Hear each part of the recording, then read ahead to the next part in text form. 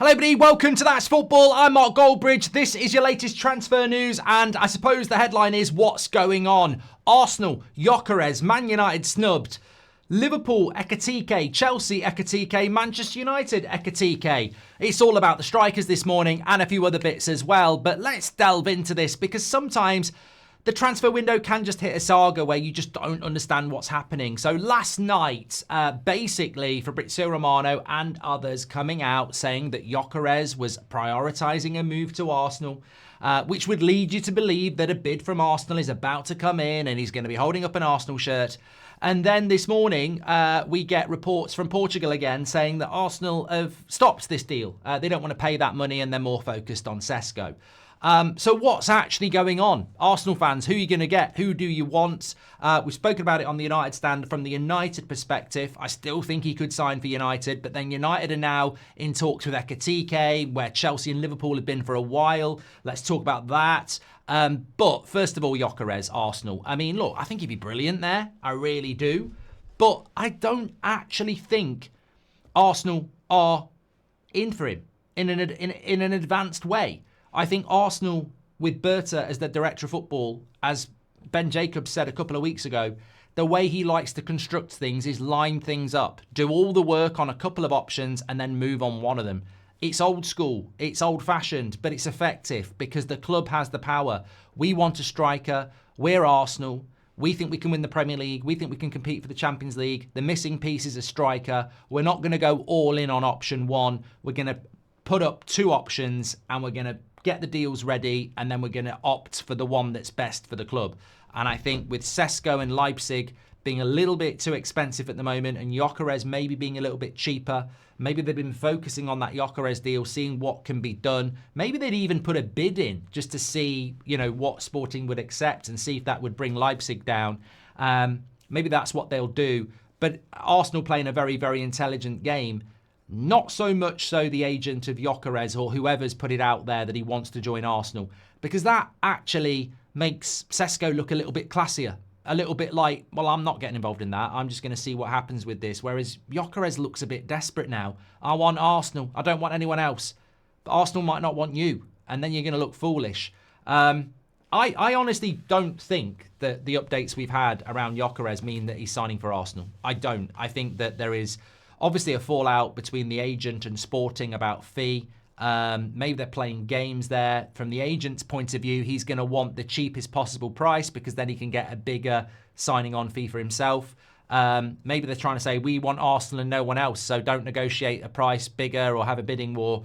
Who knows what's going on? But I think the club that comes out the best is Arsenal, because they're still lining up Sesko or Gyokeres, and I think both are very good options.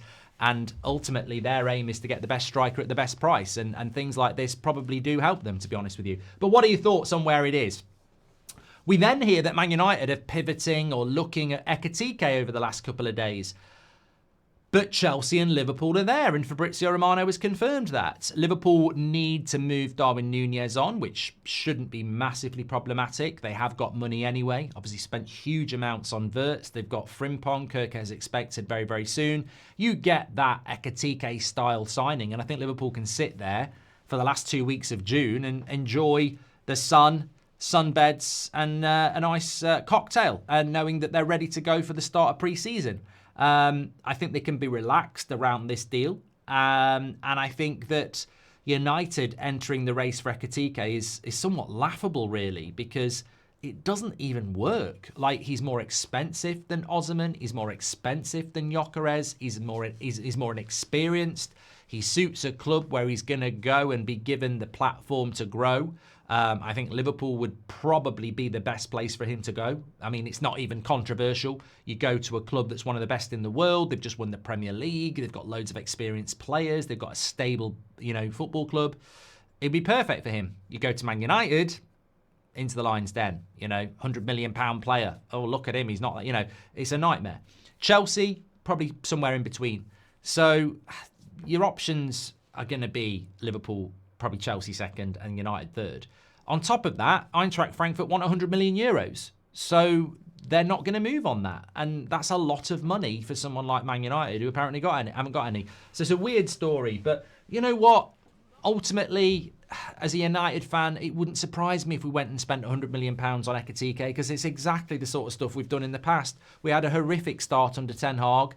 We've got no money, and then we lost again, and it was like, oh, here's 130 million on Casemiro and Anthony at the end of the window. So we can always find money, but the striker market feels very much like somebody's driving it at the moment. It feels like somebody buys somebody and the domino effect happens. But the interesting thing is, I don't think that anybody's in a mad rush. I think Liverpool and Arsenal are like, look, it's the middle of June. Chelsea and Man City are obviously out in the Club World Cup now. And you know, whilst people want to do business, a lot of players are still on holiday. So I feel like it's we might not get that move. I mean, look, the Arsenal striker move is a big one anyway. I think we're all interested in that. But I think that might be the domino effect. Yeah. Talking about the Club World Cup, not feeling tired because didn't stay up and watch that 0-0 dreadful opener. I am going to do... Look, I'm not going to completely dismiss the Club World Cup. I'm certainly not watching every game, and I'm not interested. For me, it's an exhibition. But I will give it a chance. I'm going to do a watch-along tonight for PSG Atletico Madrid, just out of interest, just to see the quality of the football, the teams that are selected, because very, very quickly, I'll be able to figure out whether this tournament is an exhibition or whether people are taking it seriously. So I am going to do Atletico Madrid against PSG tonight at 8 o'clock on this channel if you want to join. If you don't want to join in, I get it, but I am going to give it a chance.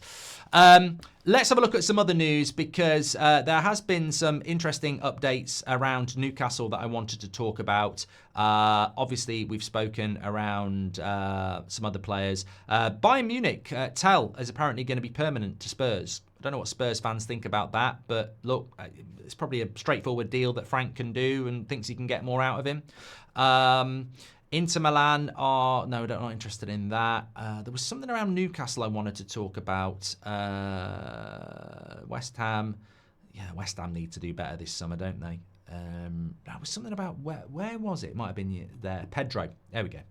This, I think this could be one of the low-key signings of the summer, and I want to sort of bring that in as well. It's too early to do it. Who's going to win the transfer window? It's not always a good thing. I think West Ham won the transfer window last season and had a shit season. But I like the clever signings. I like the signings that look like they could be, you know... I think Frimpong, Liverpool, could be an absolute revelation. He's so cheap. So cheap. And I wouldn't be surprised if by October people are saying he's better than Trent. I know that's a big statement, but I think Frimpong is... It reminds me a little bit of Hakimi, where maybe in the Premier League we don't realise how good he is. And then you watch him and you go, oh my God. Like I think Frimpong could be really good. But if Newcastle get this deal done, I'm not saying that Brighton shouldn't sell Pedro. I think it's time to cash in. But I think Pedro in a better environment, which Newcastle is, playing in the Champions League, he has got Isak vibes all over him. And not just Isak. Let's be fair to Eddie Howe, Bruno Guimaraes, Joel Linton, Anthony Gordon. There's so many, even people like Dan Burn. The ability to take a player and take them to that next level. I haven't really seen a manager do that in the Premier League since Klopp. To take a player who's good and make them very good, to take a very good player and make them top class. Eddie Howe is brilliant at this. The Telegraph are saying that Newcastle have stepped up their interest in João Pedro after learning he'd be interested in joining Eddie Howe's side. And I think it'd be a very, very good signing for them if they can get it done. So keep an eye on that one.